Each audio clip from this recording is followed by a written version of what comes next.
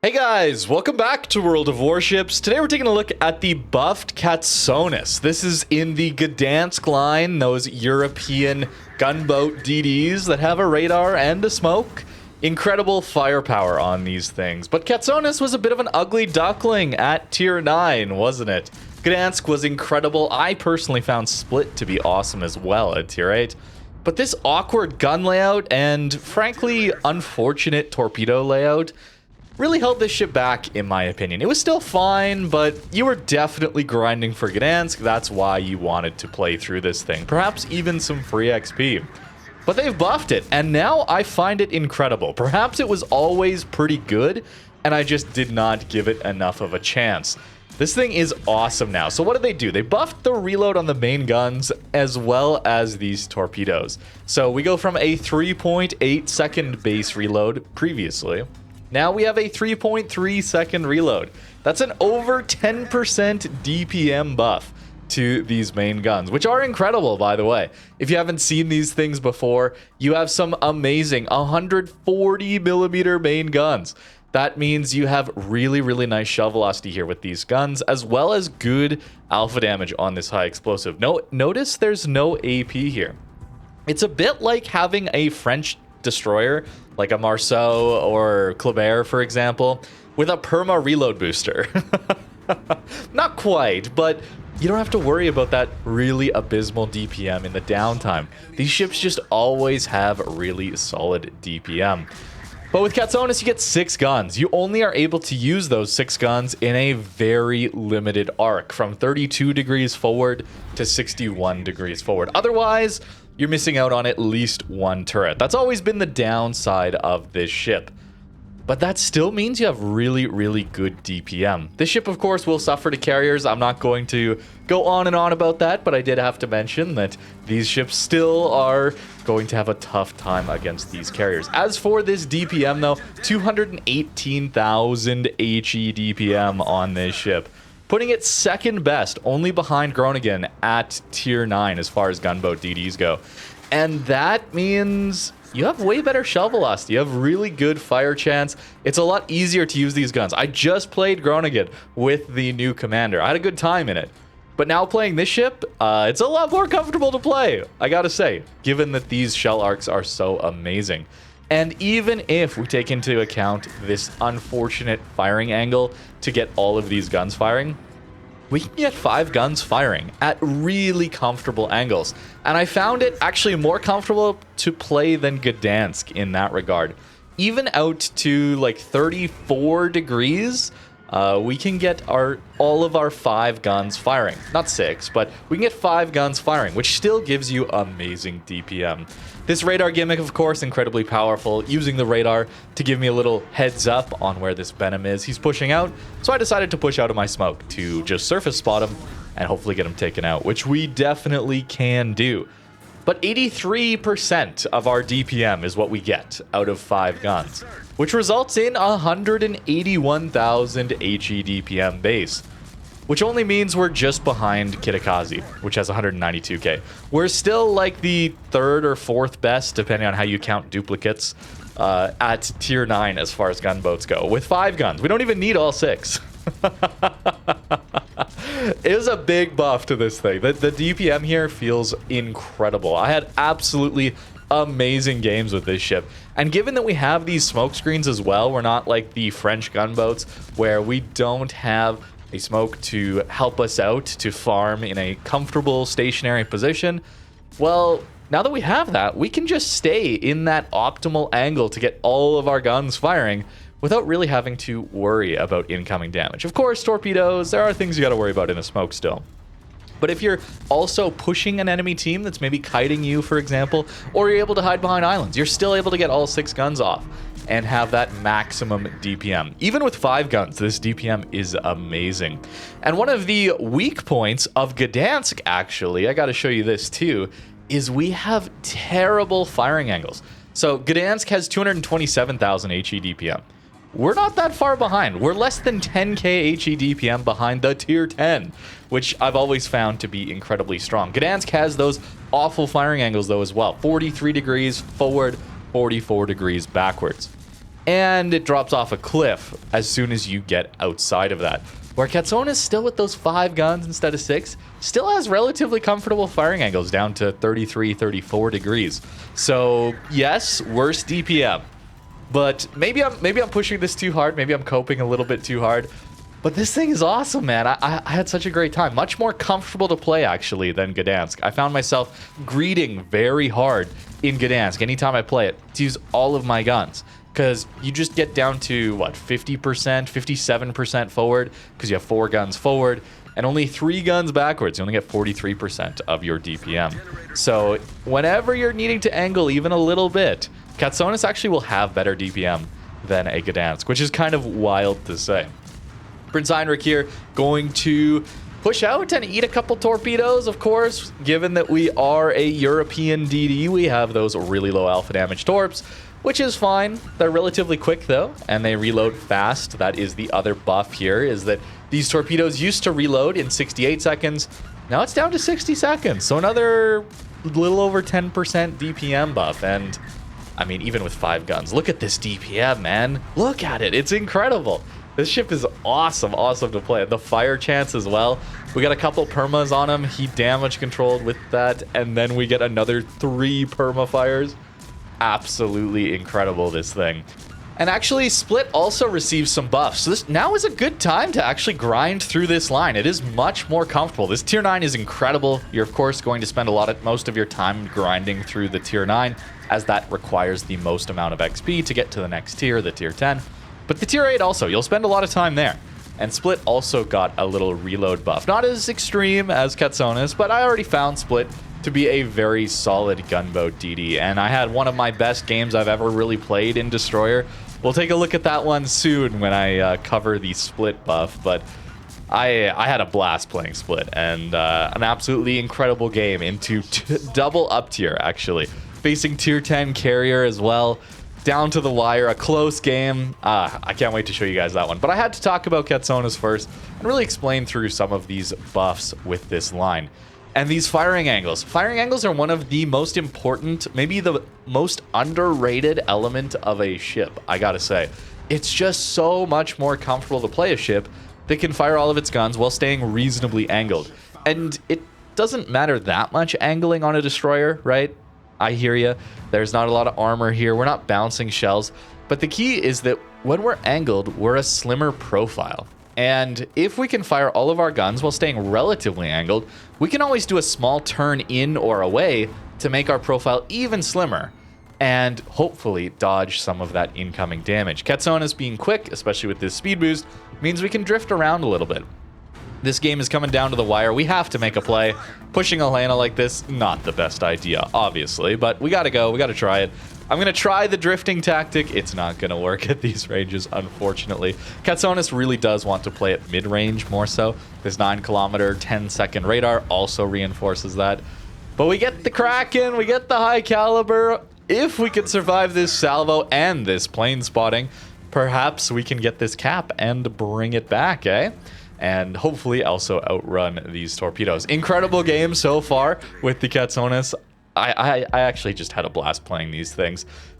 The torpedoes, though, I gotta go back to these. These angles are so weird to me that this ship, out of all the ships here, has only 1 launcher per side. The Split and the Gdansk can launch both launchers off either side. So you actually, even though you have a pretty substantial gun improvement going to the Katsonis from the Split, your torps are actually quite a bit worse to use. It's unfortunate, shall we say.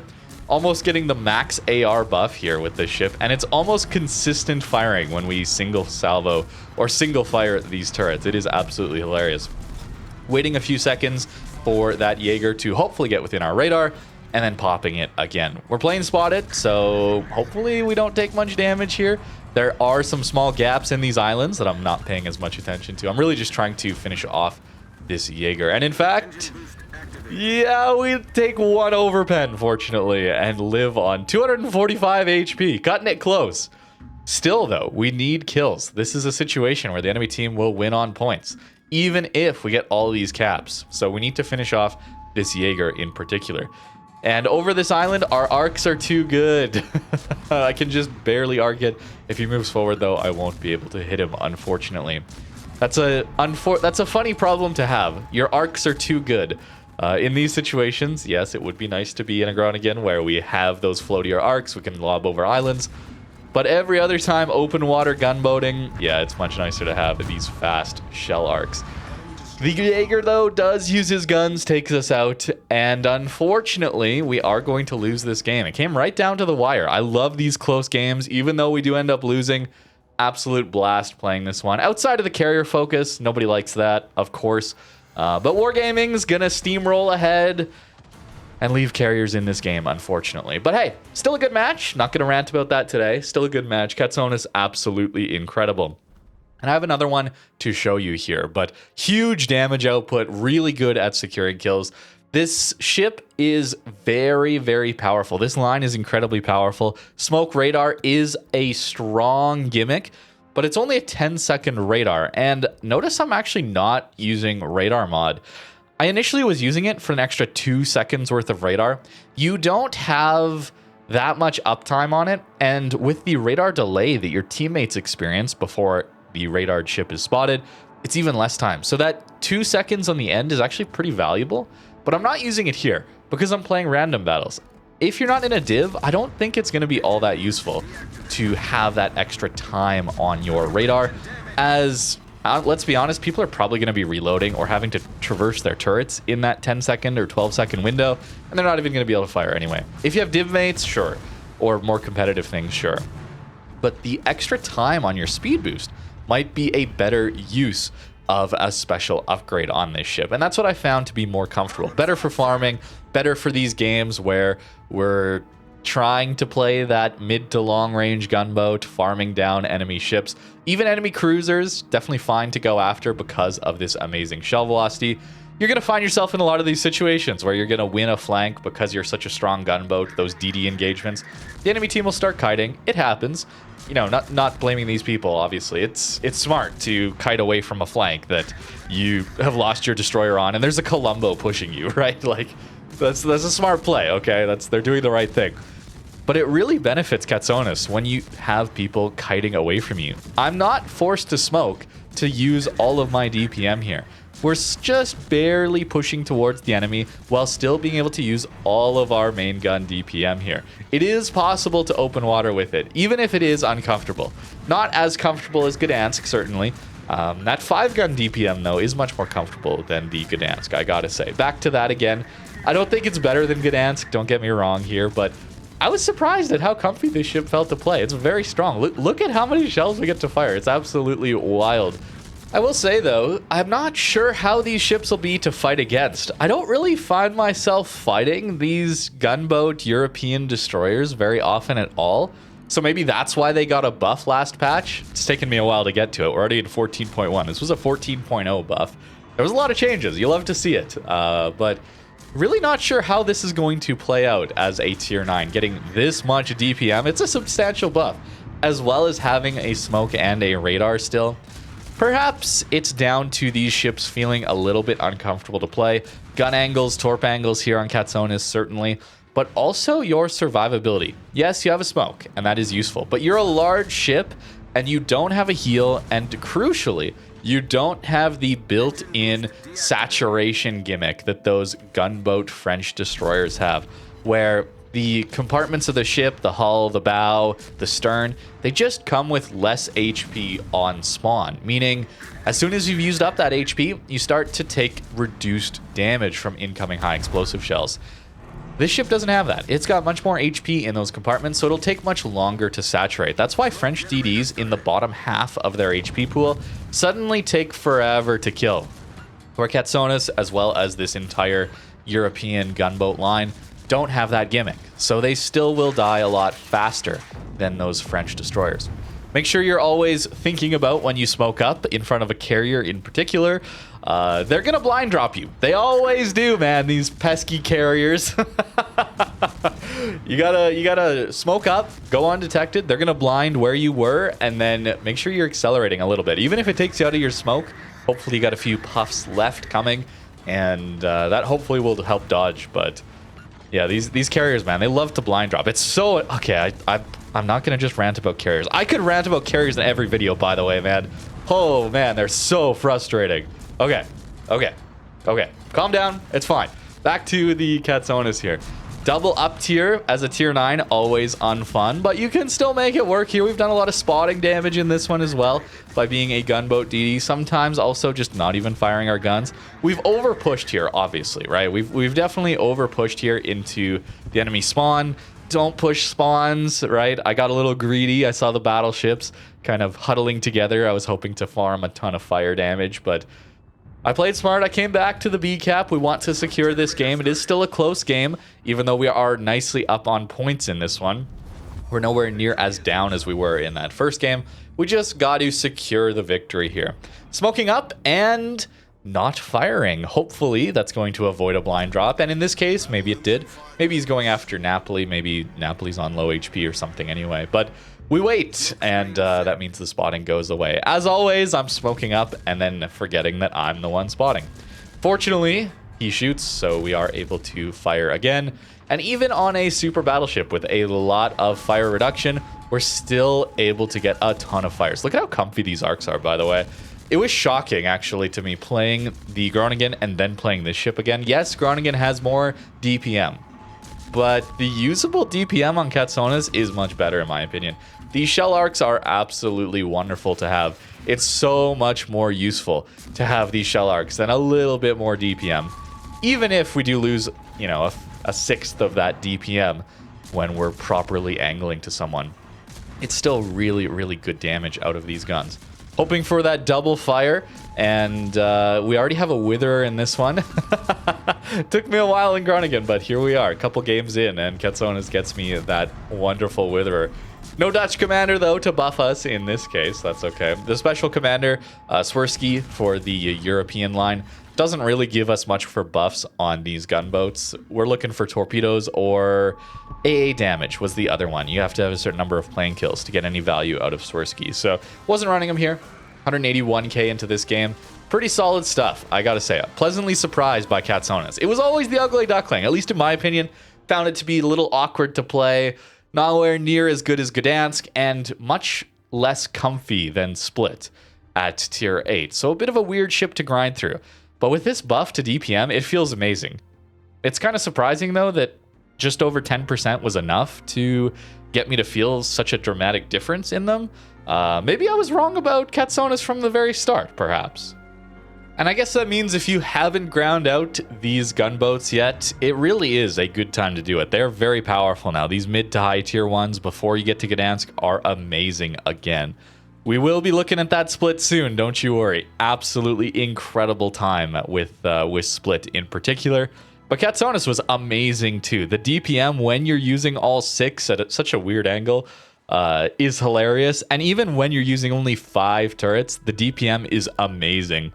These 140mm guns have awesome alpha damage, incredible shell velocity, decent pen as well, 23. Not really meaningfully better than a lot of other destroyers, but mostly it comes down to that shell velocity. It's so usable and really, really good fire chance as well. As for the build that I was running, I was full greeting gunboat, man. I love gunboat DDs. They are my favorite. I'm more of a gunboat DD player than a torpedo player.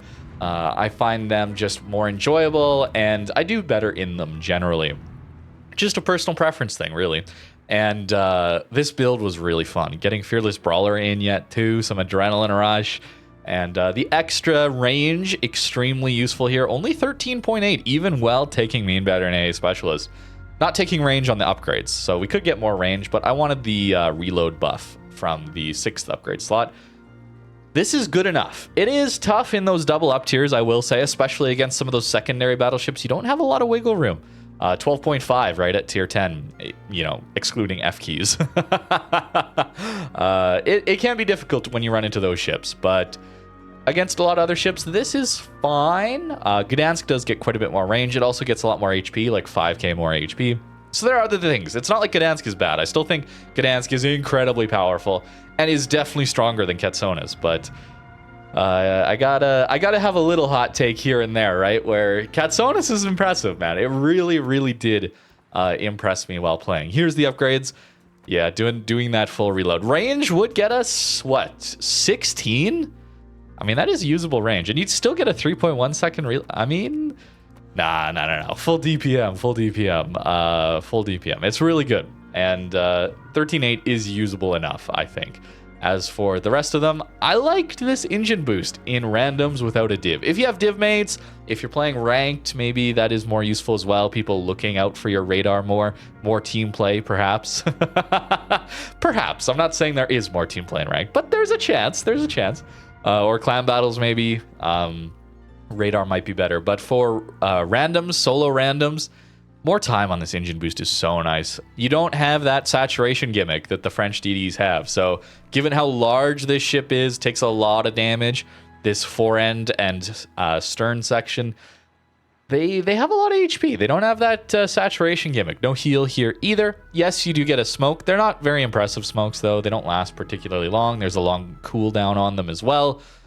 So survivability is the issue here. So it can be a little tricky to play these things, but they are incredibly powerful. And I had a lot of fun playing the buffed Katsonis. Let me know what you think in the comments down below. Thank you very much for watching and have a great rest of your day.